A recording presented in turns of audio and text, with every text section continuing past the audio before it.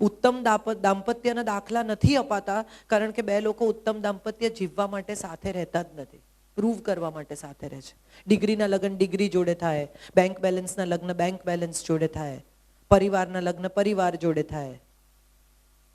બે જણા એકબીજાને પરણે છે, બાકીનું બધું ઇન્સિડેન્ટલ છે.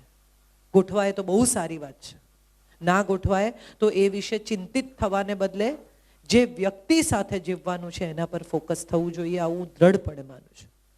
હા, એના મા બાપને સાચવવા જોઈએ કારણ કે એનો હિસ્સો છે. દીકરીના મા બાપ પણ ને દીકરાના મા બાપ પણ એ એના પરિવારનો, એની જિંદગીનો, એની લાઈફનો હિસ્સો છે. જેમ એના ખાવાના શોખ સાચવો છો, જેમ એના મિત્રોને સાચવો છો, એમ એના મા બાપને સાચવવા જોઈએ કારણ કે એના વગર આ બાળક સંભવત ના. જે દીકરી તમને ગમે છે, જે છોકરી તમને ગમે છે, એની સાથે એના પેરેન્ટ્સનો ઉછેર છે. જે છોકરો તમને ગમે છે એની સાથે એના પેરેન્ટ્સના વર્ષો છે. So you cannot avoid those things in life. But પ્રસન્ન દાંપત્યનો સીધો અને સાદો ઉપાય એ છે કે પ્રસન્ન રહેવું. અંદરથી ચીડાયેલો માણસ ક્યારેય કોઈને સુખી કરી શકતો નથી. કોન્સ્ટન્ટ તમે જ ચીડાયેલા હો તો તમે બીજાને કેવી રીતે પ્રસન્ન કરવાના છો? આમાં પાણી છે તો હું પાણી શેર કરીશ, આમાં કાદવ હશે તો હું કાદવ શેર કરીશ. મારી ભીતર તો ખુશી હોય. બી happy first and then make others happy. સુખી લગ્ન જીવનની ચાવી આવું કોઈ તમને કહે ને તો એવું માનવાનું કે કોઈ તાળું નથી કે ખુલે, નહીં ખુલે. આવી કોઈ ચાવીઓ નથી.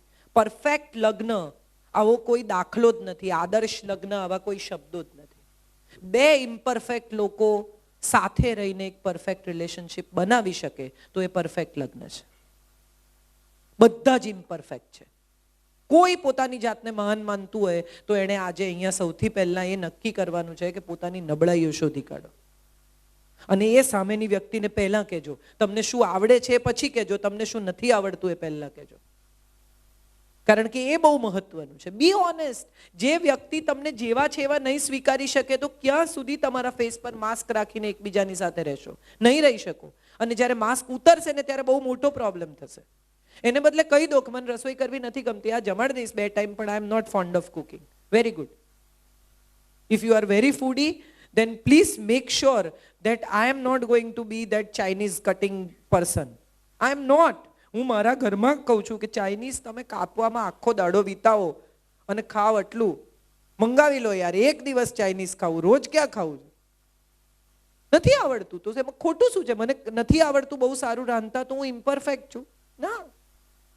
તમે સાંભળો છો ને બધા, મને કોઈએ આમાંથી એવું પૂછ્યું કે તમને રસોઈ આવડે છે? No, there are qualities of a person. Try to find those. Everyone has something. There is no concept of the one, beta. And don't get into that trap, ever.